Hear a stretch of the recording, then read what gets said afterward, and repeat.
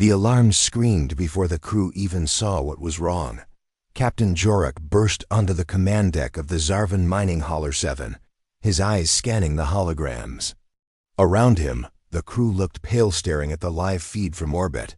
The moon was gone. 1 second it hung above the gas giant Relker, where it always had, like a silver coin in the night sky. The next it vanished. No explosion, no debris, just gone. What the hell just happened? Jorik barked. Sensor distortion. Gravitational anomaly spiked, said Ensign Vel. It's like something swallowed it. Is this a glitch? No, sir. The moon isn't hidden. It's not there. The deck went silent. They had seen pirate attacks, black hole events, even failed warp experiments, but this was something else. 10 hours later, the nearby star began to dim. The system's sun K452 shrank visibly on every screen. Plasma. Flares that used to dance across its surface faded. The light grew cold. Energy output dropped by 92%. Captain, the star's dying. Vel whispered. That's impossible, said Jorik. Stars don't just die in a day. A tech screamed from the other side of the deck. Radiation patterns, sir, it's not natural. It's artificial. Jorik turned slowly. Are you saying someone killed the star? The tech nodded. Sir, I think someone drained it, like fuel. In deep space, 2 billion miles beyond the dying star, something moved silent, massive, slow. It wasn't a ship. It was too large. It had no lights, no heat signatures. But gravity wells bent. Around it like ripples in water. From a distance, it looked like a world. A dark world made of black steel and glowing veins of orange light. And on its surface, carved into the metal like a warning, were 2 words in an ancient Earth language. We remember. Back on the mining ship, Jorik opened a private channel to Command. This is Captain Jorik of Hauler 7. We've just witnessed a full-scale stellar kill event. Unknown forces involved. We believe the missing moon and the dying star are connected. He paused, his voice tight. And there's one more thing. We picked up a ghost signature near the event.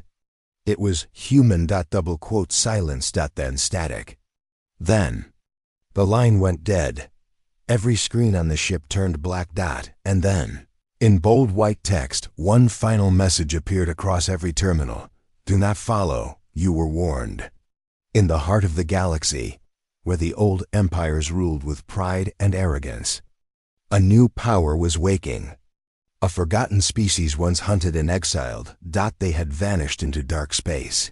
Broken and silent. Now, they returned, with planet ships. And they weren't asking for peace. They were rewriting the rules. They burned Earth and called it justice. 100 years ago, the Galactic Council made an example out of humanity. After the last war, when human weapons tore through fleets and cracked moons, the Council voted unanimously to exile the entire species. Too dangerous, they said. Too unpredictable. Too human. Survivors were scattered. Some fled to outer systems. Others vanished in cryosleep. The rest were hunted like animals, erased from memory, from maps, from history. And the galaxy moved on. Or so it thought. Now, strange signals were being picked up near the galactic edge, radio bursts in ancient human code, impossible gravitational pulses, Dyson-level power spikes. Systems that hadn't seen humans in generations were suddenly losing satellites, listening posts, entire outposts. Without a trace. In the council chamber on Evo Prime, ambassadors shouted over each other. Human survivors can't do this. Some empire is framing them. They don't have the tech. A silent hologram blinked to life in the center of the room. A shape, a moving planet, covered in dark metal and strange lines. A voice followed, calm, terrifyingly human. To those who judged us, we are not coming for war. We are the consequence. 3 light years away, Admiral Shrell of the Vornak Armada stood on his flagship bridge, claws tapping against the control panel. He stared at the massive object, approaching on long-range sensors that it had no escort, no weapons they could detect, no heat trail, but it was pulling asteroids toward it with invisible gravity. "Is that a ship?" his first officer asked. "No," Shrell said, his eyes narrowing. "It's a message." He turned to the comms officer. "Send a warning shot. Make it clear. This is Vernac space." The battleship VNX Fury launched a rail slug the size of a house traveling at 9% the speed of light. It slammed into the approaching object with impossible force. The result? Nothing. No shields. No explosion. No response. Then something terrifying happened. The object turned, not just rotated, pivoted, like it had noticed them, and it spoke. "You fired first. This is your only warning." The Vornak ships opened fire. They never even scratched it. 30 warships were vaporized in 6 seconds by a ring of plasma light that appeared around the object's equator. The object didn't chase them. It simply kept moving forward. All across the galaxy, empires felt the tremor. Ships went dark. Mining stations vanished. Black holes were recorded where stars should be. The pattern was clear, but no one wanted to believe it. Humanity hadn't died. It had been waiting. And now it was returning, not as victims. Not even as conquerors, but as the force that would balance the galaxy again. The Vornak Empire's fleet raced through the void. Their fastest warships chased the giant dark shape, this planet ship that had wiped out 30 of their vessels without a scratch. Admiral Shrell stood on the bridge of his flagship, the VNX Fury, eyes fixed on the glowing mass growing larger on their sensors. "Prepare for boarding," he ordered. "We need answers, not more dead." But no one expected what came next. As the planet ship drew close, long shadows stretched across its surface. Vast cities made of shining black metal sprawled under a clouded sky. Rivers of molten light flowed through its canyons. No human had ever seen anything like it. Then a deep voice echoed in their heads. "You see a ship. We see a world." Suddenly, from the surface, a wave of energy pulsed out. Vornak weapons sputtered and died. Sensors blinked out. Communication systems failed. The fleet was blind. On board the Fury, panic spread. "We're losing all systems, Admiral." "We can't see or fire," yelled Lieutenant Kolangon. Hirel's jaw clenched. "Hold formation, shields up." But the planet ship moved with silent grace, maneuvering like a living thing. From the bridge's viewport, Shrell saw the first signs of life. Not soldiers. Not machines, but people. Humans. Their faces calm, their eyes sharp. They stood on vast balconies overlooking the battle, a silent declaration. A new transmission cut through the silence. "This is Commander Lyra of the human planet ship Goliath," the voice said. "Vornak Empire, we did not come for war. We came to remind you. The past is not forgotten. The debts you owe are overdue. Change is coming. Prepare." No one answered. The planet ship began to move away, as if bored. Then, without warning, a smaller ship launched from the Goliath, fast, sleek, armed. It didn't attack. It simply hovered. Then, with a final message, it vanished. "Run from the future." The Vornak fleet limped back to their homeworld, shattered and humiliated. A new era had begun. Humanity was back, and the galaxy had no idea what was coming next. The Grand Hall of the Galactic Council trembled with tension. Hundreds of ambassadors shouted over each other, voices rising in fear and anger. The hologram of the human planet ship, Goliath, hovered above the center dais like a dark ghost. "We thought humanity was gone," Chancellor Vera said, her voice shaking. "Their homeworld was destroyed. Their fleets vanished a century ago. How can this be?" Ambassador Rex slammed his fist on the table.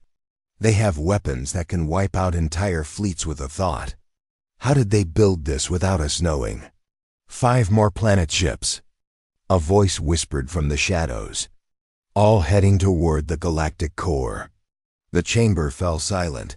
On the council floor, a human envoy appeared for the first time in decades. Calm, dressed in a sleek black uniform, their presence shocked everyone.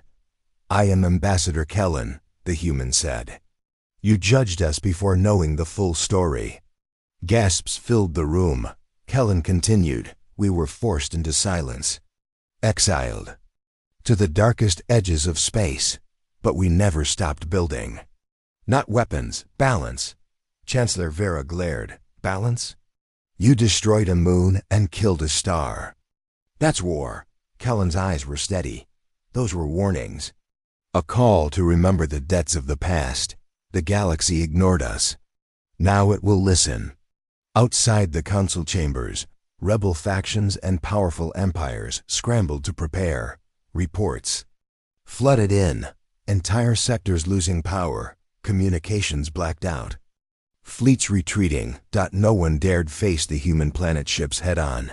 Admiral Shrell stared at a broken console aboard the VNX Fury. The loss haunted him. "They aren't just ships," he muttered. "They're entire worlds with minds of their own." "Sir," said his first officer, "the humans have been hiding in plain sight, building their return while we fought among ourselves." Shrell clenched his claws. "Then it's time to learn what they want, before they decide. For us." Far away, the Goliath moved steadily toward the galactic core. A single message repeated in every system it passed: "Change is coming." The capital system's sun burned bright, casting harsh light over the sprawling cities below. Suddenly, the peace-shattered sensors across the system screamed an alert. A massive shadow blocked the stars.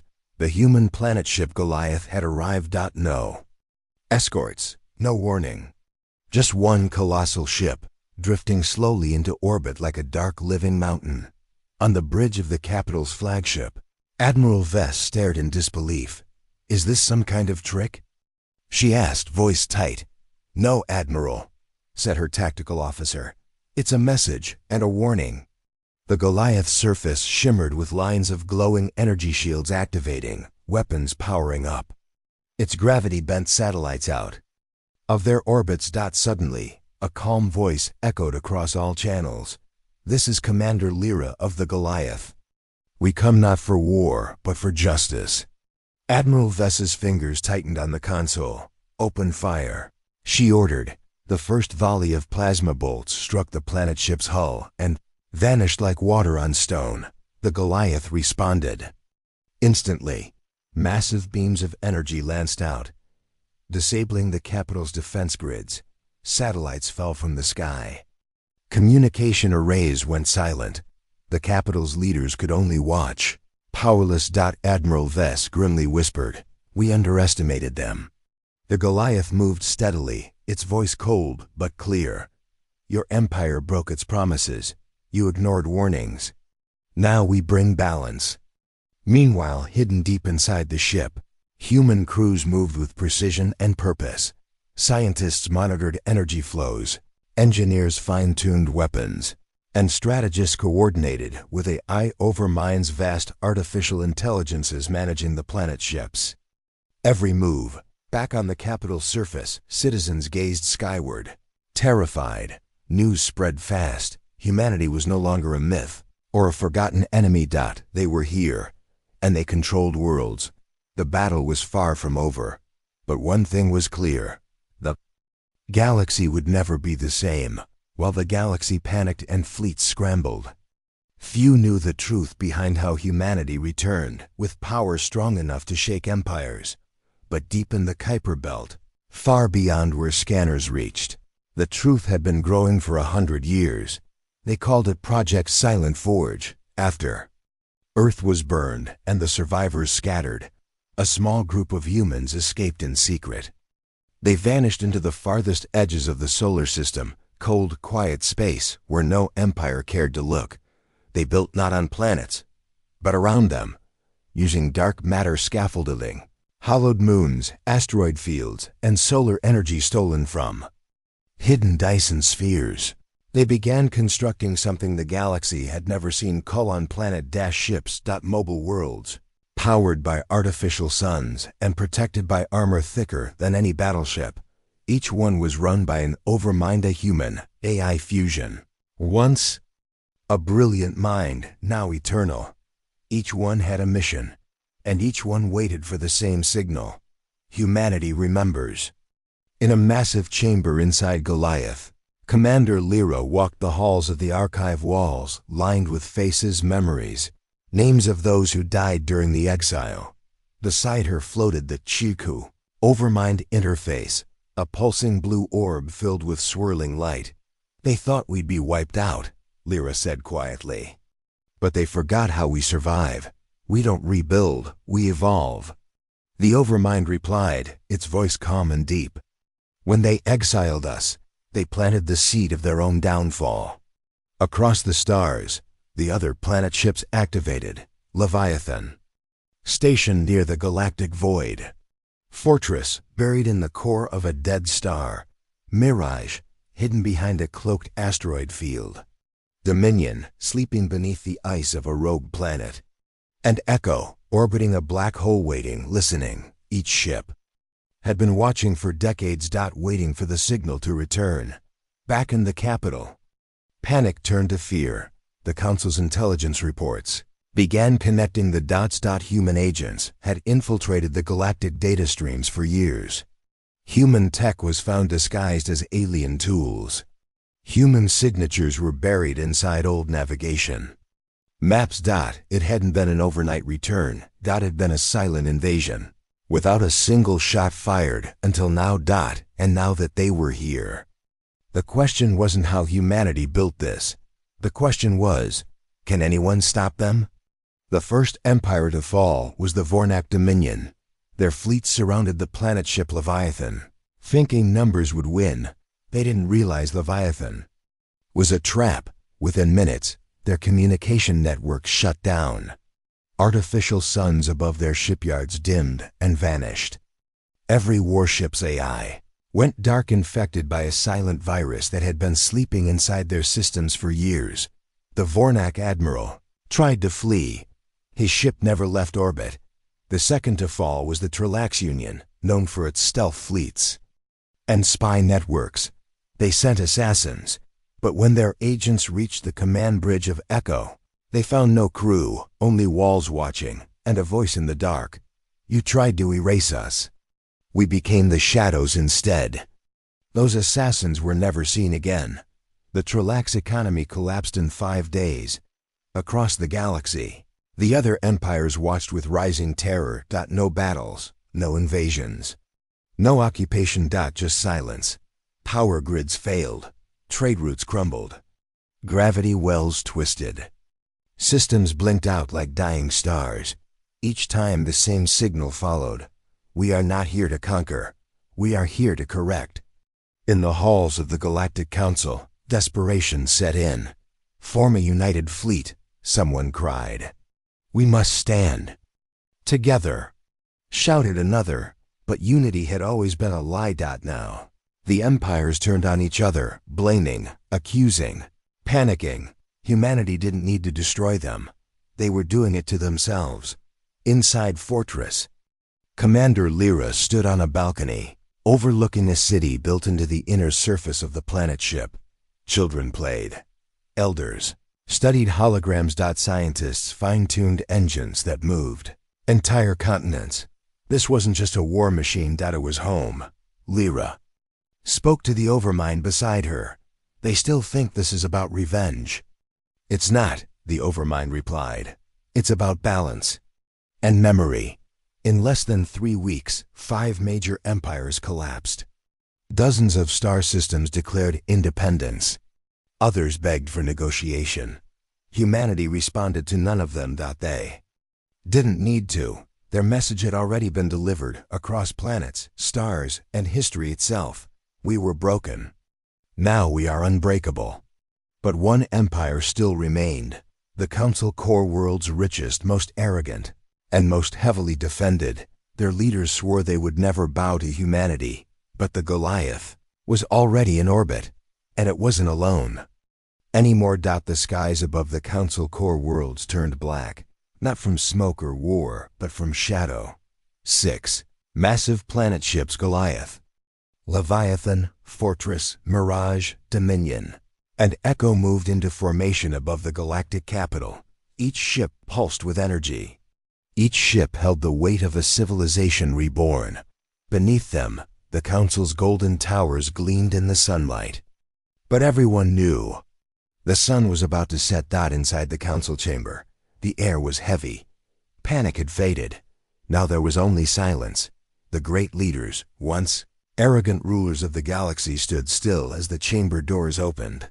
A single human walked in. No army, no weapons, just a historian named Kale Marin, dressed in a simple black coat bearing the seal of Earth. "I'm not here to negotiate," Kale said. "I'm here to tell you a story." No one spoke. No one moved. So he continued.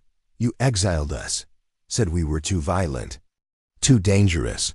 Said the galaxy had no place for creatures like us. You burned our cities, hunted our people, left us to die. But you forgot what humans are best at." Kale stepped closer, his voice calm, steady. "We adapt." The Council leader finally spoke. "What do you want? To rule the galaxy?" Kale shook his head. "We don't want to rule. We don't need to.